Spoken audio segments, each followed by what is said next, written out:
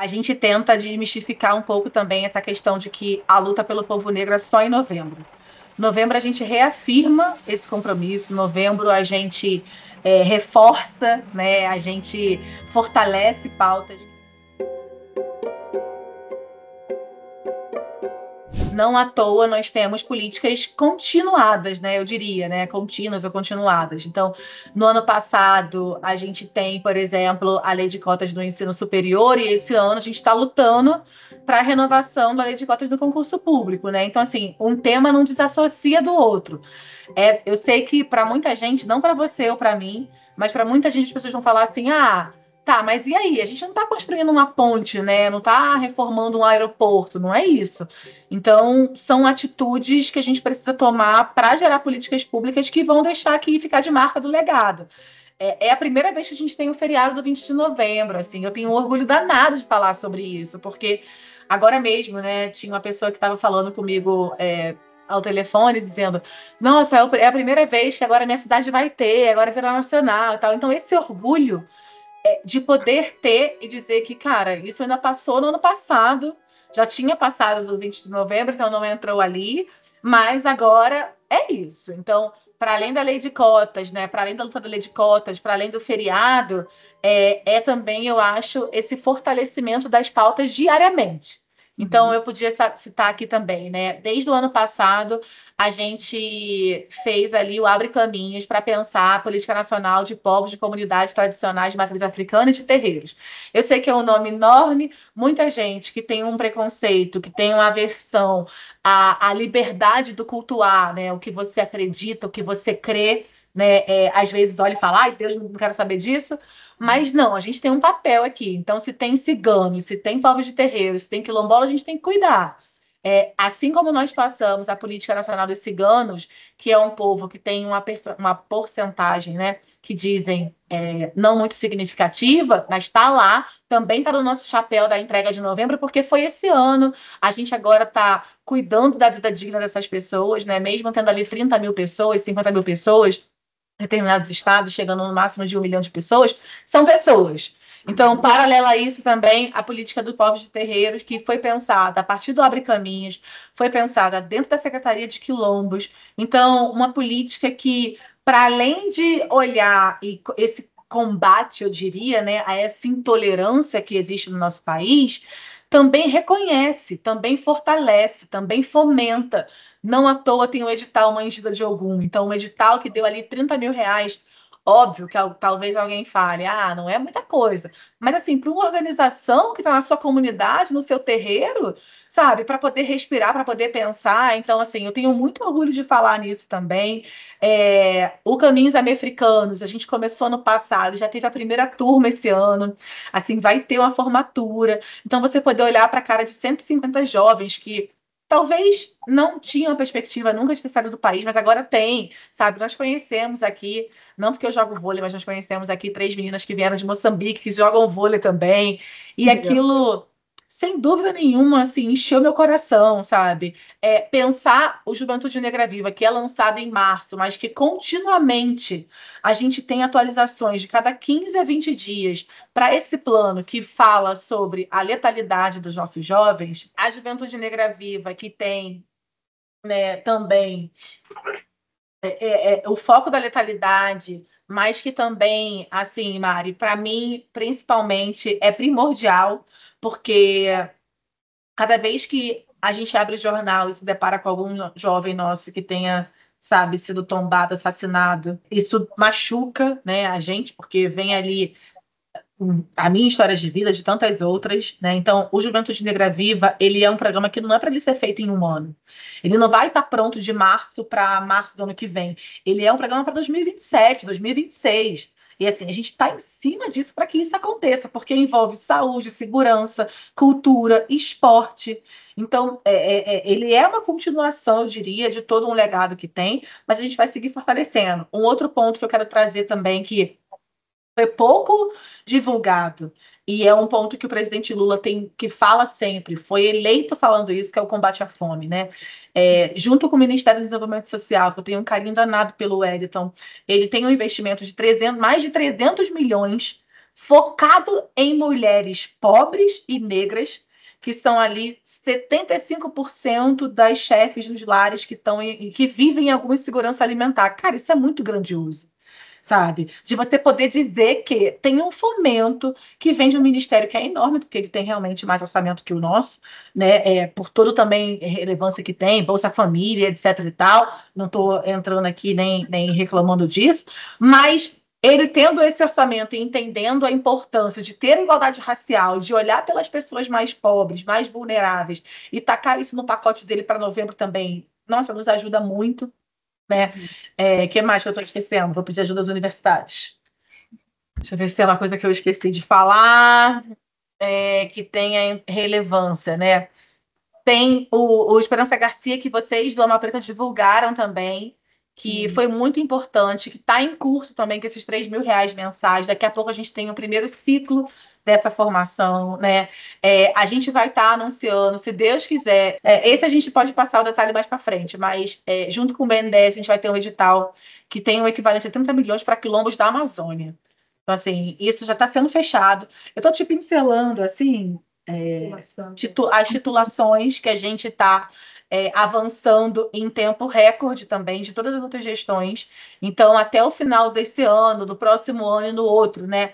Seja lá o dia que terminar a minha gestão até agora, a gente já pode falar que a gente conseguiu avançar bastante em titulações quilombolas. Teve a assinatura de Alcântara, que foi muito importante e impactante para a gente, assim, Mari, porque 40 anos de conflito. Ano passado nós fomos 8 vezes ao Quilombo de Alcântara para entender, para fazer, para ouvir, sabe, com eles. Tem o lançamento do Plano Nacional, o Plano Nacional, ó, o Plano da Comunicação Antirracista junto com o SECOM. Daqui a pouco vai estar na rua. Isso também é outra coisa que a gente tem se orgulhado muito, porque é isso, eu também sou jornalista, então pautar isso dentro, né, desse espaço da administração pública, e quem quiser mais, aliás, inclusive é inspirado no manual, né, do Alma Preta, que o Pedro trouxe aqui, então eu me lembro de quando trabalhava no UOL, que vinham algumas matérias e manchetes que eu não curtia, e eu batia muito de frente com aqueles títulos e tal. Acho que dei umas pinceladas assim importantes, né? Mas se eu lembrar de mais alguma coisa também, a gente passa. Agora, para encerrar também, acho que. Desculpa, só porque eu olhei aqui, li e lembrei. Semana de G20 Social, Aliança Global contra a Fome, que também tem ali mulheres e pessoas negras, perdão, e também mulheres, chefes de família.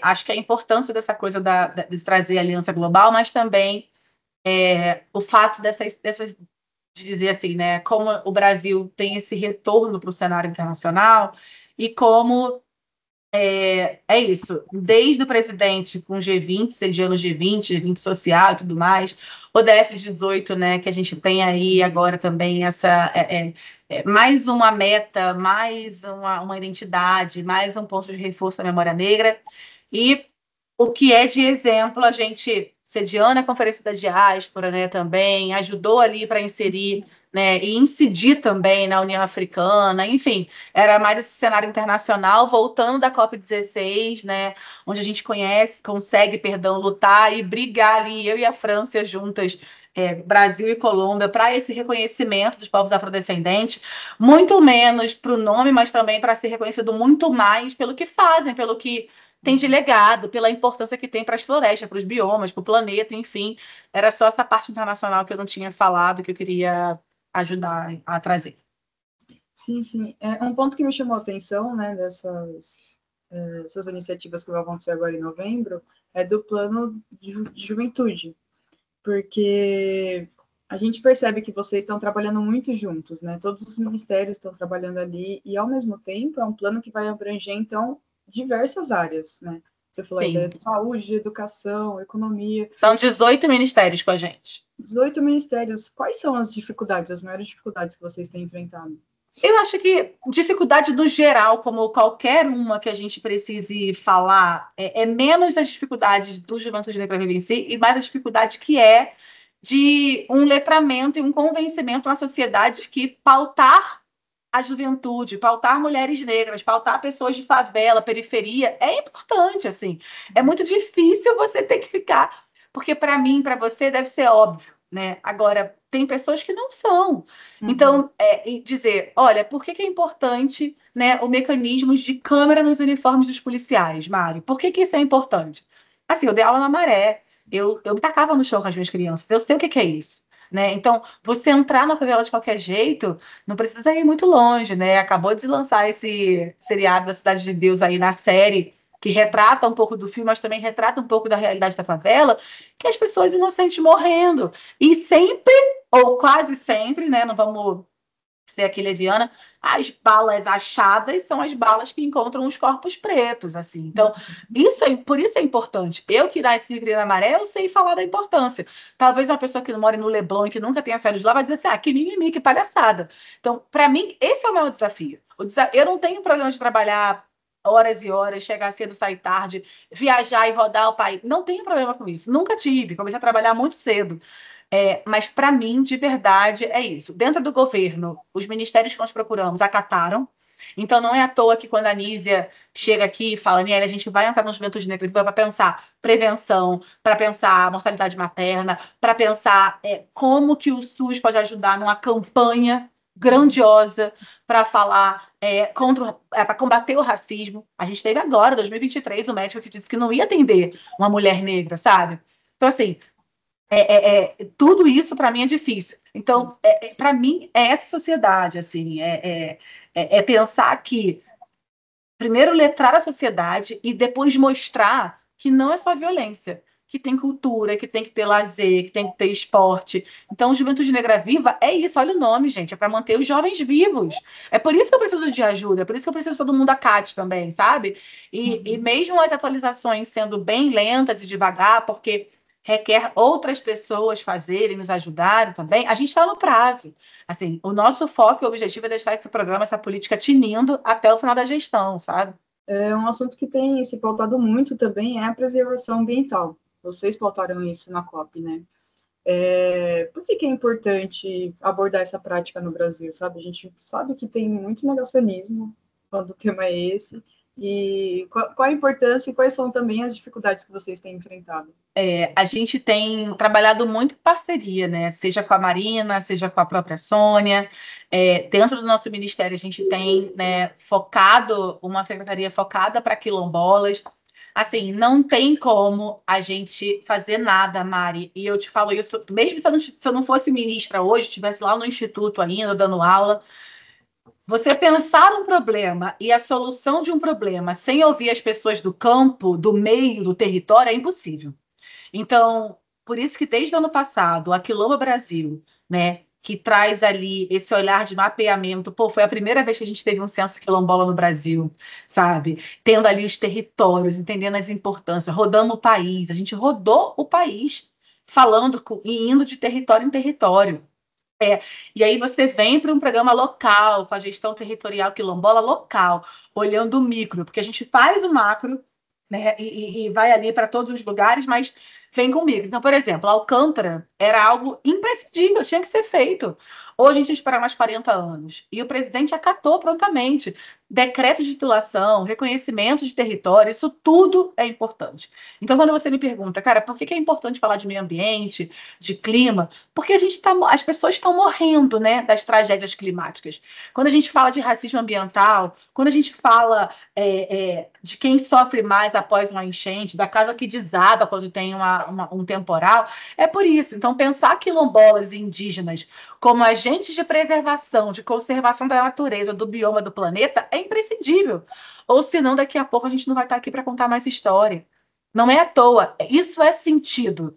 Desde quando um morro desaba e as pessoas perdem sua casa, até quando você está andando de avião, meu amor, que tem uma turbulência muito grave, isso também tem a ver com a nossa crise climática. As pessoas acham que não. Então, assim, na minha cabeça, assim, né, pensar o clima, mesmo não sendo, né, a pauta principal do nosso ministério, mas acaba que também porque é muito transversal, então tudo se torna muito principal, é imprescindível, né? A gente agora, lá na COP16, né, com Marina, com Sônia, né? Os afrodescendentes ali sendo reconhecidos, como eu te falei agora, como esse agente de preservação, traz um pouco disso, que aí a França vira para mim e fala, cara, isso para a gente é imprescindível, que são os palanqueiros, né? Porque lá os quilombolas são assim que eles são chamados, e tem um trabalho que começa no ano passado. Então, assim, muita gente critica quando fala, vai só assinar um documento. Não, a gente assinou o memorando de entendimento com a Colômbia, que a partir dali começou intercâmbios, práticas culturais, Brasil, Colômbia. Desse desdobramento do intercâmbio cultural, vem a COP, que a gente tem ali os agentes reconhecidos, tanto o Brasil quanto a Colômbia, e agora vai ter práticas de empreendedorismo do açaí entre um povo e o outro, assim, pensando nessa economia solidária, pensando nessa produtividade dessas mulheres que são ancestrais, cara, sabe? Que cuidam dos seus territórios. Nós conhecemos várias delas lá agora. Então, desculpa me alongar um pouco, mas é um tema que mexe muito, porque você pensar que a pessoa que era pescadora não tem mais água, não tem mais rio. O peixe está morrendo. Então, assim, quando que vai ter essa sacudida, né? A Marina já fala isso há tantos anos, Marina é referência. Então, por isso que para mim é tão importante, porque lá na ponta, né, por exemplo, queimadas, quando teve aqui, mais de 60% dos brigadistas que foram eram quilombolas que conheciam, que sabiam. Então, quando tem o tamanho desse problema aí, quem está na linha de frente é quem está lá, onde tem que chegar essa política pública, sabe? Então, por isso que é tão importante pensar. E não à toa, esse edital que eu te falei, que depois a gente pode passar mais detalhes, para os quilombos da Amazônia, que são 30 milhões de reais para começar a essa reconstrução, esse fortalecimento, sabe? Essa visibilidade e esse cuidado que eles precisam. Sim. Você falou bastante sobre trocas culturais, né? E não tem como não lembrar do Enem. Agora a gente, né, vê uma discussão ampla sobre valorização mesmo da herança africana e como que o Ministério viu esse debate, como que vocês têm assistido essa movimentação pelo Brasil? Nossa, eu te confesso que eu fiquei tão feliz quando eu vi aquele tema. E quando eu vi ainda Um ali, quentinho no coração, né? deu um quentinho no coração, porque eu falei assim: caraca, gente, será que agora as pessoas vão, né, entender o tamanho dessa luta? Porque, assim, Mari, para além do tema, o que foi o impulsionamento da questão era o samba da Mangueira, né? Então, você fala de herança e você fala: Brasil, chegou a hora de você ouvir os Maís Marielles e Malês. Então, assim, né? Toda aquela galera que, desde 2018, e desde muito antes também, chama isso de mimimi, ou diz que, né, não é importante, teve que abrir um pouco ali a mente, e é por isso que eu falo. Eu tenho algumas frases comigo que mesmo você não concordando, você tem que dialogar sobre tudo. Eu falo para as minhas filhas isso. Às vezes você. Como é que a gente virou voto em 2018? Ou como é que a gente virou voto em 2022 também? Em 2020? Era no diálogo, não era na violência, não era no xingamento, não era isso. Então eu sentava e falava, por que para você não é importante, mas para mim é? E aí a gente explicava. Então, herança, óbvio, se a gente pegar a palavra herança e dividir em dois setores ali, vamos dizer. Claro que tem uma herança que a gente não gosta. A herança que tem perfilamento racial, andar com documento, tomar tapa na cara quando você está no lugar errado, porque você é preto, ter o seu cabelo aberto para ser revistado, quando a Marielle teve no aeroporto, né? É ainda viva, em 2017, ela tem um Twitter dela falando sobre isso. Tem você, pô, toda hora eu caio nessa aleatória, você não entende nada. Tem toda a herança de um racismo que, infelizmente, ainda assola esse país. Mas, cara, tem umas heranças muito boas, né? A herança da gente se sentir livre de usar o cabelo do jeito que a gente quiser, a herança cultural, a herança da resistência. Se tem um projeto que, infelizmente, por um lado dá certo para eles, mas por outro lado dá certo para a gente, é a nossa resistência.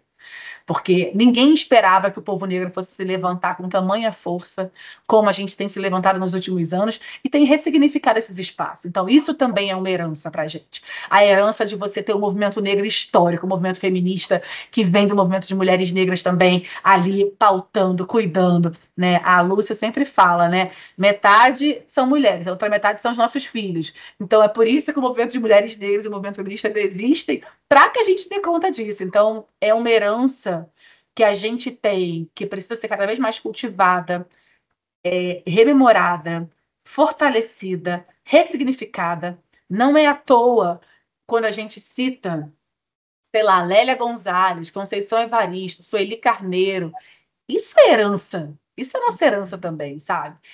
Quando você tem ali uma luta como a Marielle deixa, essa representatividade, isso também é nossa herança, sabe? Eu tenho muito orgulho do que a minha família me trouxe de herança até aqui, e eu quero muito que a gente siga lutando por isso. Não à toa, 10.639 está aí. E a gente tem fortalecido, pensando em editais, assim, e não, pensar essa lei, Mari, não é só pensar a nível de sala de aula, de educação, é pensar o que ela vai deixar.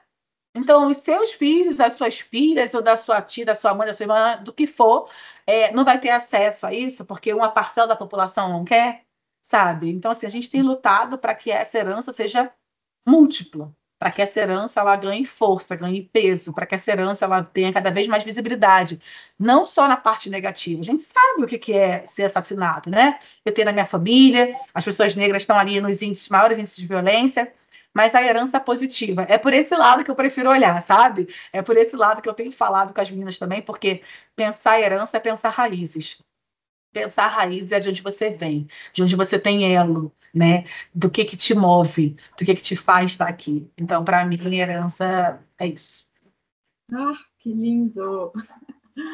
Lindo, lindo, lindo. Anne, para a gente fechar, eu queria que você falasse um pouco o que mudou das ações do Ministério para esse ano e o que vocês esperam para os próximos anos. O que mudou, você diz? Em questão de tanto o olhar de vocês para as políticas públicas, quanto os processos internos, comunicação, a equipe está mais envolvida, mais engajada. Quais são as principais mudanças aqui? Claro. Eu diria que é isso. O que muda do ano passado para cá é o amadurecimento e o tamanho do desafio, porque só cresce. Acho que não tem dia fácil aqui. Não tem dia fácil porque quando você pensa que, que bom, conseguimos aprovar a lei de cota no ensino superior. Beleza, agora a gente tem que correr atrás do concurso público, que está correndo atrás até agora, entendeu? Então, assim, não tem dia fácil. Acho que o que mudou é um amadurecimento. E eu te digo, assim, com toda a franqueza do mundo, mesmo com muitas violências, mesmo com muitas tentativas de silenciamento, mesmo com muito cansaço, mesmo com muita raiva, porque que bom que a raiva ela também é política, né? Faz parte, tudo bem. Às vezes com poucas tristezas ou muitas tristezas. Não é a Aniele só. Eu não tenho o direito de sentar nessa cadeira pensando que é só pela Aniele. Então, quando você entra e você entende, você amadurece, você fortalece. Então, o que muda para mim daqui para frente, eu acho que eu nunca mais vou ser a mesma quando eu sair daqui, é que não importa aonde a gente esteja, as dificuldades de sermos mulheres ou pessoas negras sempre vão nos achar. Não importa a mesa que você sente com, enfim, diplomata, presidente, governadora, não importa. Você representa uma luta. E representar uma luta significa que onde você for, a sua luta vai com você. Por mais que tentem diminuir, por mais que não entendam a sua dor. Isso é muito grandioso, assim. Então, eu acho que eu amadureci muito do ano passado para cá. Eu tenho muito orgulho da gestão que a gente tem feito. Claro, somos seres humanos, então pode ter alguns erros aqui ou ali, mas nunca nenhum erro que venha a manchar o nome, que venha a apagar uma luta histórica coletiva, que venha a dizer que esse ministério não tem que existir, entendeu? Tipo, nada do que a oposição, por exemplo, fala muito, que tenta nos diminuir assim, né? E pelo contrário, para mim, cada vez mais, quanto mais ataque vier, mais me fortalece, porque é que nem a Fênix, a gente fica 2 horas, um dia triste, depois a gente volta com tudo e refaz. Então eu acho que é um pouco disso, assim, às vezes a gente se desanima, óbvio, porque abrir o jornal como eu abri agora, tem uma mulher negra que o marido espancou ela, né, até a morte, e podia ser uma amiga, uma prima, uma conhecida nossa aqui, e ao mesmo tempo você tem que sentar aqui e defender o óbvio todos os dias, é para quem tem coragem. Então, assim, amadurecer para fortalecer, sabe? Então, acho que vem o amadurecimento dos desafios, mas o que eu viso para o meu futuro é um projeto político de país que eu acredito. E eu vou lutar por isso sempre. Eu aqui ou eu não aqui. Eu vou ser sempre a mesma pessoa com os mesmos valores.